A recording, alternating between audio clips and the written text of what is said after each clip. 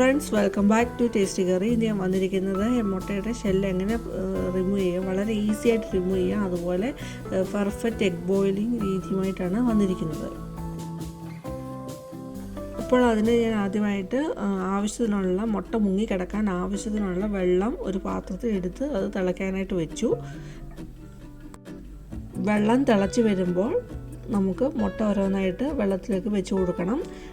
മുട്ട വെള്ളത്തിലേക്ക് വെച്ച് കൊടുക്കുമ്പോൾ തവിയിലെടുത്ത് വെച്ച് കൊടുക്കുന്നതായിരിക്കും നല്ലത്, അല്ലെങ്കിൽ മുട്ട പൊട്ടിപ്പോകാൻ സാധ്യതയുണ്ട്. വളരെ കെയർഫുള്ളായിരിക്കണം. പിന്നെ നമുക്ക് 6 മിനിറ്റ് വെയിറ്റ് ചെയ്യണം. 6 മിനിറ്റ് കഴിയുമ്പോൾ മുട്ട എടുക്കുന്നുണ്ട്. മുട്ട എടുത്ത് ഐസ് കട്ടയിട്ട് വെള്ളത്തിലോട്ടാണ് വെക്കുന്നത്. അത് എന്തിനാണെന്ന് വെച്ചാൽ മുട്ടയുടെ കുക്ക് ചെയ്യുന്ന പ്രോസസ്സ് പെട്ടെന്ന് തന്നെ സ്റ്റോപ്പ് ചെയ്യുന്നതിന് വേണ്ടിയിട്ടാണ് അങ്ങനെ ചെയ്യുന്നത്. ഞാനിവിടെ എടുത്തിരിക്കുന്നത് ഒരു പരന്ന പാത്രമായതുകൊണ്ട് അത് വെള്ളം മൊത്തത്തിൽ കവർ ചെയ്ത് കിടക്കുന്നില്ല. അപ്പോൾ നിങ്ങളിത് എടുക്കുമ്പോൾ ഒരു നല്ല കുഴിയുള്ള പാത്രത്തിൽ വേണം ഐസ് കട്ടയിട്ട് വെള്ളം എടുക്കാനായിട്ട്. അപ്പോഴായിരിക്കും ഇത് മുങ്ങി കിടക്കുന്നത്. അതുകൊണ്ട് ഞാനിന്ന് ഇങ്ങനെ ഒന്ന് ഉരുട്ടി കൊടുക്കുന്നുണ്ട്. എല്ലായിടത്തും ഒന്ന് ആ തണുത്ത വെള്ളത്തിൻ്റെ ഇതൊന്ന് ചെല്ലാനായിട്ട് ഒന്ന് അങ്ങോട്ടും ഇങ്ങോട്ടും ഒന്ന് ഉരുട്ടി കൊടുക്കുന്നുണ്ട്. കാടമുട്ട ഞാൻ ഈ സെയിം രീതിയിൽ തന്നെയാണ് പുഴുങ്ങിയെടുക്കുന്നത്. ഒരു 10 മിനിറ്റ് പുഴുങ്ങിയെടുക്കുന്നുണ്ട്.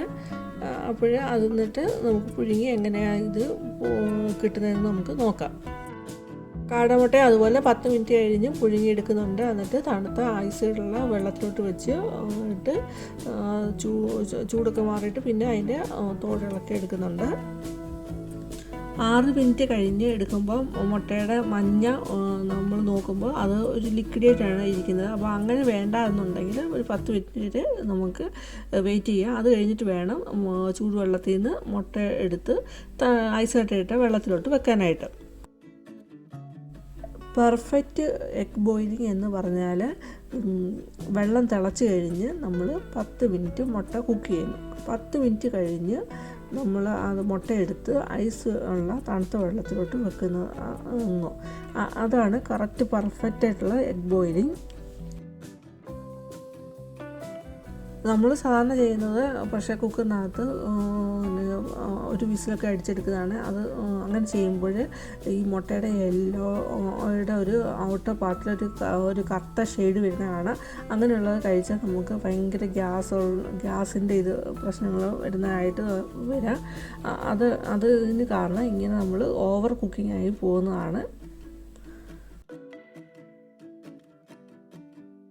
അപ്പോൾ മഞ്ഞയുടെ പുറത്തെ ആ കവറിങ് അത് നമുക്ക് ഗ്യാസിൻ്റെ പ്രോബ്ലം ഉണ്ടാക്കും. അത് ഒരു കെമിക്കൽ റിയാക്ഷൻ നടക്കുന്നുണ്ട് അവിടെ.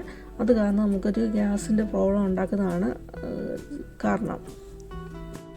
അങ്ങനെ ആ എഗ് യോക്കിൽ കറുത്ത കളർ വരാൻ കാരണം എഗ് വൈറ്റിലെ സൾഫറും എഗ് യോക്കിലെ അയണും തമ്മിൽ ഓവർ കുക്കിങ്ങിലുള്ള റിയാക്ഷനാണ്.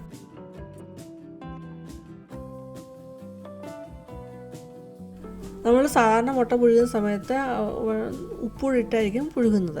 ഇവിടെ ഞാൻ അതൊന്നും ചെയ്തിട്ടില്ല. വെറുതെ പുഴുങ്ങിയെടുത്തിട്ട് 6 മിനിറ്റ് പുഴുങ്ങിയെടുത്തിട്ട് തണുത്ത ഐസ് കട്ടിലോട്ട് ഇടുന്നു. ഐസ് കട്ടിലോട്ട് ഇടുന്നതുകൊണ്ട് നമുക്ക് ആ ഷെല്ല് വളരെ ഈസി ആയിട്ട് തന്നെ അത് റിമൂവ് ചെയ്യാൻ പറ്റുന്നുണ്ട്. മുട്ട വൈറ്റ് ആണെങ്കിൽ പൊട്ടിപ്പോവുകയോ ഒന്നും ചെയ്യുന്നൊന്നുമില്ല. അപ്പോൾ നിങ്ങൾ ഇത് ഇഷ്ടമായെങ്കിൽ ഇതുപോലൊന്ന് ചെയ്ത് നോക്കണം. സോഫ്റ്റ് ബോയിൽഡ് എഗ്ഗ് വേണമെങ്കിൽ 6 മിനിറ്റും ഹാർഡ് ബോയിൽഡ് എഗ്ഗ് വേണമെങ്കിൽ 10 മിനിറ്റ്സും വരെ കുക്ക് ചെയ്യാം. ഇനി മാക്സ് നമുക്ക് കുക്ക് ചെയ്ത് പോകാൻ പറ്റുന്നത് 40 മിനിറ്റ്സ് വരെ നമുക്ക് ബോയിൽ ചെയ്തെടുക്കാം. എഗ്ഗ് ബോയിൽ ചെയ്തെടുക്കാം. അത് കഴിയുമ്പോഴാണ് എഗ് യോക്കിൽ കറുത്ത കളർ വരുന്നത്. അപ്പോഴേ അത് ഓവർ കുക്കിംഗ് ആയിട്ട് വരും.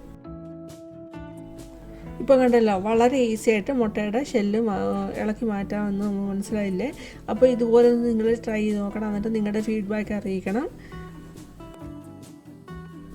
ആദ്യമായിട്ട് കാണുന്നവർ മൊത്തം കണ്ടിട്ട് വേണം സബ്സ്ക്രൈബ് ചെയ്യാൻ. സബ്സ്ക്രൈബ് ചെയ്യുമ്പോൾ ഓളെന്ന ബെല്ലൈക്കണോട് എനേബിൾ ചെയ്ത് വെച്ചാൽ ഞാൻ ഇടുന്ന വീഡിയോയുടെ നോട്ടിഫിക്കേഷൻ അപ്പോൾ തന്നെ നിങ്ങൾക്ക് കിട്ടുന്നതായിരിക്കും.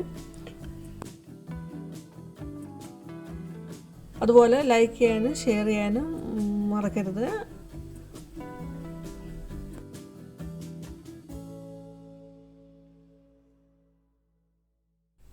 ഇനിയും വേറൊരു വീഡിയോ ആയിട്ട് വരുന്നിടം വരെയും ബൈ. Thanks for watching.